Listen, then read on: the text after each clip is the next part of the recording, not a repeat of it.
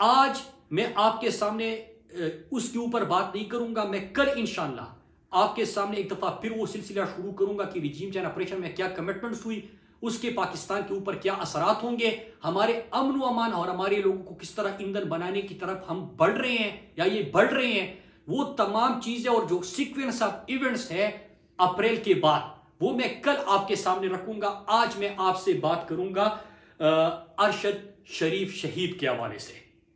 मेरे पाकिस्तानियों, यहां पे चंद चीजें आज मैं पहली दफा आपके सामने खुद लेके आया हूं। अरशद भाई की जब शहादत हुई तो उसके बाद हम सबका मुतालबा था, आपका भी मुतालबा था कि सुप्रीम कोर्ट एक जुडिशल कमीशन बनाए जहां पे हम सब जाएं और जो जो अभी हमारे साथ अरशद भाई ने शेयर किया था वो हम उनके गोश गुजार करें। उससे पहले हुकूमत पाकिस्तान फैक्ट फाइंडिंग कमेटी बनाती है और फैक्ट फाइंडिंग कमेटी जब बनती है तो उसमें मुझे भी बुलाया जाता है। फैक्ट फाइंडिंग कमेटी के सामने मैंने 2 दफा तहरीरी बयान, स्टेटमेंट या उनसे फैक्ट फाइंडिंग की डायरेक्शन को ठीक करने के लिए, कातिलों को पहुंचने तक के पहुंच सके उधर, उसके लिए मैंने 10 से 15 सवाल उनको बताए थे, अगर आपको याद हो, जिसमें FIR, जाली FIR किसने दर्ज किए, किसके कहने पे दर्ज हुए, कंप्लेनेंट्स कौन थे, कौन धमकियां देने गया था अरशद भाई को के घर, किसने अरशद भाई को बुला के उनको लाइन चेंज करने का कहा था, किसने FIA जब अरशद भाई दुबई जा रहे थे तो FIA के जो इमिग्रेशन काउंटर होता है वहां से अरशद भाई की तस्वीर लीक कर दी, दुबई किसको भेजा गया, अरशद को धमकियां दी गई, अरशद भाई को मजबूर किया गया दुबई से निकलने के लिए। ये तमाम सवाल मैंने पूछे थे और मैं आपको बताता चलूं मेरे पाकिस्तानियों कि जो फैक्ट फाइंडिंग कमेटी की रिपोर्ट आई है उसमें 2 चीजें, सिर्फ 2 सवालों के जवाब उन्होंने ढूंढने की जब कोशिश की है तो आपके सामने क्या आया कि दुबई अरशद भाई का वीजा एक्सपायर नहीं हुआ था, जिस तरह अरशद भाई का जनाजा पड़ा हुआ है और इधर प्रेस कॉन्फ्रेंस की जाती है और पूरे पाकिस्तान में बयानी की जंग शुरू की जाती है कि अरशद भाई का वीजा एक्सपायर हो गया था, ये 2 झूठ बोल रहे हैं कि अरशद को निकलवाया गया। वो चीज उनकी वो प्रेस कॉन्फ्रेंस गलत साबित हो जाती है और अरशद भाई को जबरदस्ती दुबई से निकलवाया गया था ताकतवर शख्सियात के कहने पे, जो कि वो उन्होंने उसका जिक्र नहीं किया, लेकिन ये जरूर कहा कि अरशद भाई को निकलवाया गया था। ये फैक्ट फाइंडिंग कमेटी में चीज सामने आ गई। दूसरा कि किसने जाली FIR किए थे, हम बार बार पूछ रहे थे। एक मेमन गोड 2 थाने का SHO, एक FIR का सिर्फ, जब उनको बुलाया गया तो उन्होंने कहा कि फला इदारे के ऑफिसर्स हमें बुलाया था, वो बैठे हुए थे, उन्होंने हमें कहा था FIR दर्ज करने के लिए, तो वो चीज भी एक्सपोज हो गई। तो अभी उस वक्त मैंने जो सवाल दिए थे उसी के ऊपर जो भी जवाब ढूंढने की कोशिश की गई है वो आप कातिलों तक या धमकियां देने वालों तक, उन तक आप पहुंच चुके या आगे बढ़ चुके। तो ये एक फैक्ट फाइंडिंग कमेटी की बात हुई। दूसरा, JIT, जब सुप्रीम कोर्ट के हुक्म पे JIT बनी और जब JIT बन रही थी, मैं आपको ये बताऊं कि मुझे सुप्रीम कोर्ट ने बुलाया नहीं था, मैं खुद से सुप्रीम कोर्ट गया, क्योंकि मेरा भाई अरशद भाई, हम सब पाकिस्तानियों की आवाज, पाकिस्तानियों की दिलों की आवाज, नजरिया पाकिस्तान के ऊपर साबित कदमी से खड़ा होने वाला, पाकिस्तान का बयान या दुनिया तक पहुंचाने वाला, शहीदों का वारिस और हर गरीब, हर मजदूर, हर कानून को मानने वाले, आइन को मानने वाले, उनके लिए खड़ा होने वाला, उनके साथ देने वाला अरशद भाई की बात है। तो मैं सुप्रीम कोर्ट खुद गया। वहां पे जब JIT बनाई गई तो JIT ने मुझे बुलाया और मैं आपको ये बताता चलूं कि यहां पे बात होती है कि मुराद सईद को बुलाया तो मुराद सईद नहीं गया। झूठ, सफेद झूठ। और ये झूठ कौन फैला रहा है मैं आज आपके सामने वो भी बता रहता हूं। JIT के सामने न मैं सिर्फ पेश हुआ बल्कि मैं 2 दफा JIT के सामने पेश हुआ। एक दफा जब मैं गया वहां पे काशिफ अब्बासी साहब, आदिल राजा जो अरशद भाई के प्रोड्यूसर थे, उनको भी बुलाया गया था, उनसे भी मेरी वहां पे मुलाकात हुई।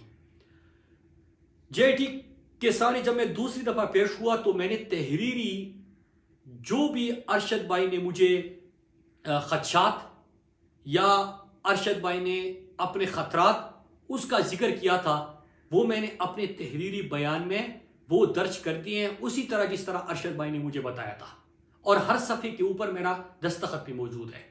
लेकिन एडिशनली मैं आपको ये भी बता दूं कि न सिर्फ मैंने वो सब कुछ लिख के तहरीर करके दस्तखत करके दे दिया है जो अरशद भाई ने खतरात या खदशात का इजहार किया था, बल्कि मैंने साथ में कुछ सवाल उसी तरह पूछे जिस तरह मैंने फैक्ट फाइंडिंग कमेटी के सामने रखे थे कि अगर आप कातिलों तक पहुंचना चाहते तो आप बेसिक्स इन चीजों के ऊपर काम करें। सिर्फ 2 सवालों के ऊपर काम हुआ और आपके सामने कितने हकायक सामने आ गई। इसी तरह मैंने JIT के सामने भी रखे हैं। अब सवाल यह होता है कि जब ये तमाम चीजें मैं कर रहा हूं तो मैं इसका जिक्र क्यों नहीं कर रहा? ये जो रोज कहते हैं कि मुराद सईद को बुलाया, मुराद सईद पता नहीं क्या।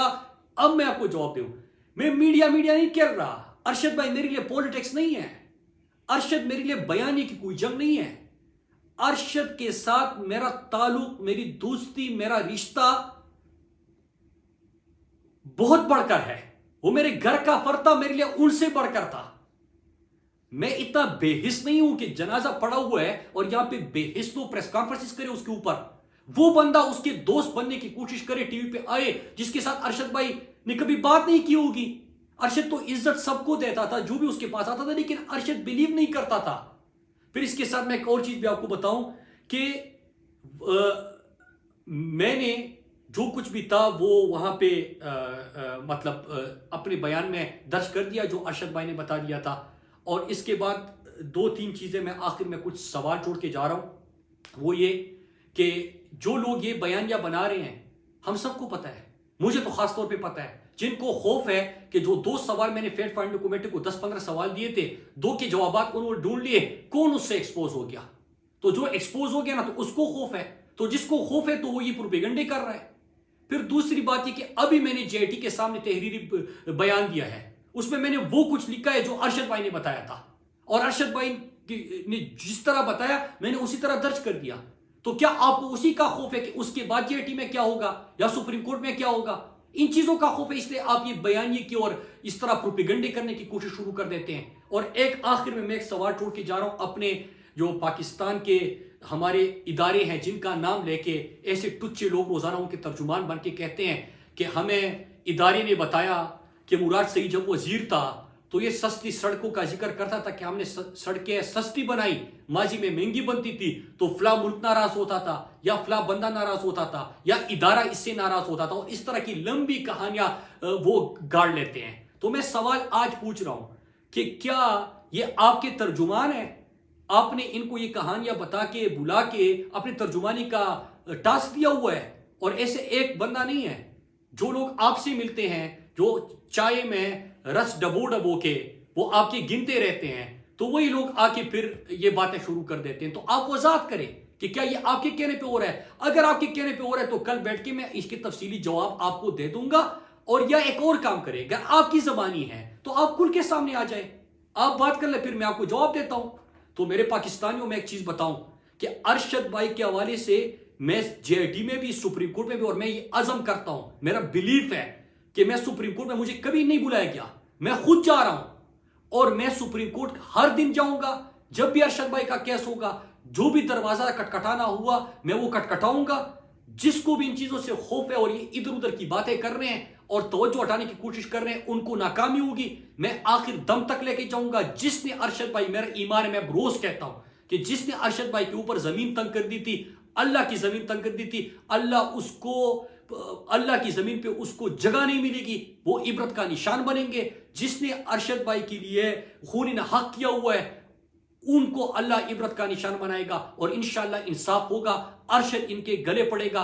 अरशद आज भी जिंदा है, अरशद का नजरिया जिंदा है, अरशद के चाहने वाले जिंदा है, और हम ये मुकदमा लड़ते रहेंगे। और आखिर एक चीज और, कि जो स्वात फाटा मलाकड़ बलूचिस्तान में हो रहा है, मैं रोजाना की बुनियाद पर यह सिलसिला जारी करूंगा, आपसे बात करूंगा। और इसके अलावा मैं ये भी बताता चलूं कि जो ये जिनको ये खौफ है, तो मीडिया चैनल्स को भी बताता हूं, और इनके जो इस तरह टुच्चे आ जाते हैं सामने कि हिम्मत है ना तो मेरी तकरीर, मैं तो पिछले 1 महीने में 25-30 तकरीरें कर चुका हूं, चलाओ ना।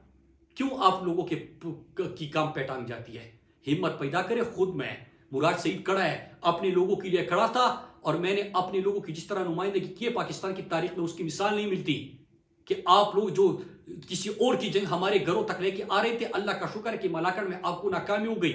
और मैं अपने मलाकड़ के लोगों को कहता हूं कि अपने आंख और कान दोनों खुले रखना, और बाकी जो इस चीज के हवाले से गुफ्तगू है मैं कल इंशाअल्लाह आपके सामने रखूंगा। आप सबका बहुत शुक्रिया। पाकिस्तान जिंदाबाद।